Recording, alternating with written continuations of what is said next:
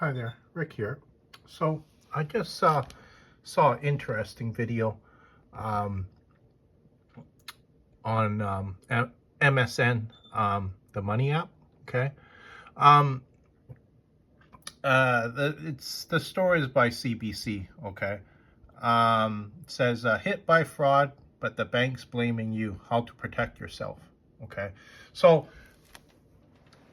this, I guess he's a lawyer. Okay, the guy on the right. Okay, he's just saying that, okay, there's some ways to protect yourself, because he was talking about, okay, two cases where, okay, these people had credit cards, and there was unauthorized charges on it, and the bank was just basically saying, you're on your own. You have to sort it out.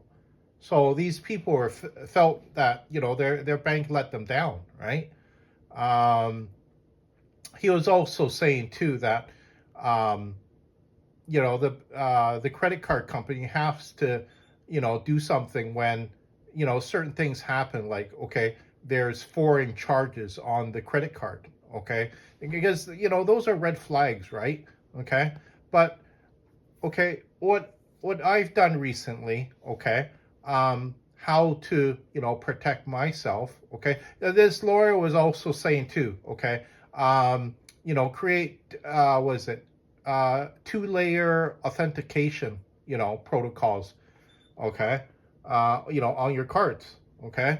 um yeah, I think that that would definitely make it harder for the fraudster to use your card if they got your credit card, right? But I think the merchant should do this, okay.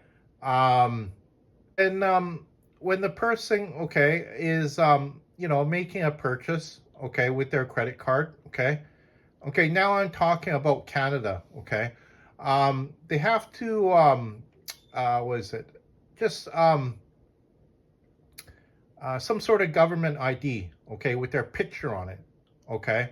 Very difficult for the fraudster uh, to to get by something like that, okay, because you have to remember these government IDs, Canadian, like I'm talking about, driver's license, right?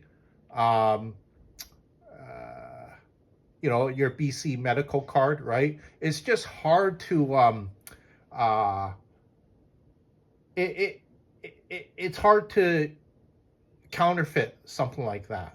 Okay, you're like, okay, if the fraudster copies something like that, he's gonna have to pay a lot of money, to um, create some sort of ID that looks like a care card, okay, or even a driver's license, okay. Might even have to spend like a few $1,000s, and they're not gonna do something like that, spend a few $1,000s to try to use a person's credit card, right? Because what happens if um, okay, if it doesn't work, okay, then the fraudsters owe a few $1,000s, just making a fake ID um, with your picture, right? Um, but if they go into a retail store with your stolen card, okay, um, they're making a purchase, let's say $1,000, okay, um, and if the merchant, okay, just runs it through, okay, not asking for any sort of extra security um, measures, okay, then the fraudster will walk out with the merchandise out of the store, right?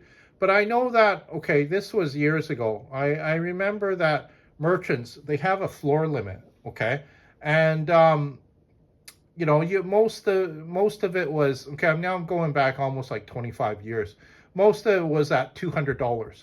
Okay, so any purchase any higher than $200, okay, the merchant has to call the credit card company to get a special PO number, okay, and then the transaction would go through, okay. But you have to remember that's risky for the fraudster, because if that person reported the card stolen, okay, now the fraudster standing right there in front of the cash register, right? Maybe there's a security camera on them, right? And I know that the credit card companies before too, they used to I think give rewards to the merchant if they would, just confiscate the credit card from the fraudster. Okay. Um, Probably things have changed a lot, since, when I knew a lot more about the credit cards. Okay. Um, but I I done something to help me, protect myself against fraudsters. Okay. What I done was I put a max amount of, you could charge on my credit card, and I brought it down quite low. Okay. Um, I'll just tell you how much, $1,000, okay, on the different credit cards that I have, okay, and you have to remember, okay, the fraudster is going to try to charge, um, as much as he can, really high end items, right? Um, you're not going to go, to six different restaurants and then charge up like a $40 meal or a $50 meal, because it's putting, was it the fraudster, um in danger of being caught now, right? Because the fraudsters making small purchases, going into different business establishments. Maybe the business establishment has a camera, okay, and then, you know uh now the merchant has the picture of the fraudster, okay. um because I noticed too, a lot of these people that do this too, okay, when they come into, a business establishment, okay, they might have on a mask, they might have on a cap, right? But they look like they're shying away from the camera, okay. um they're not looking up, okay. It looks like, they're trying to hide their face when they come into the, store, because a lot of stores too, retail outlet stores, has a camera as soon as you enter the retail store. And if the fraudster has a cap on, okay, he tilts his head down, okay, so he can't even see his face when he comes in the front door, okay. So I would say, that's a big red flag right there, okay. If you're tilting your head down, and the some people see the camera too, okay, but they're not looking up at it, they're looking down towards the ground, okay.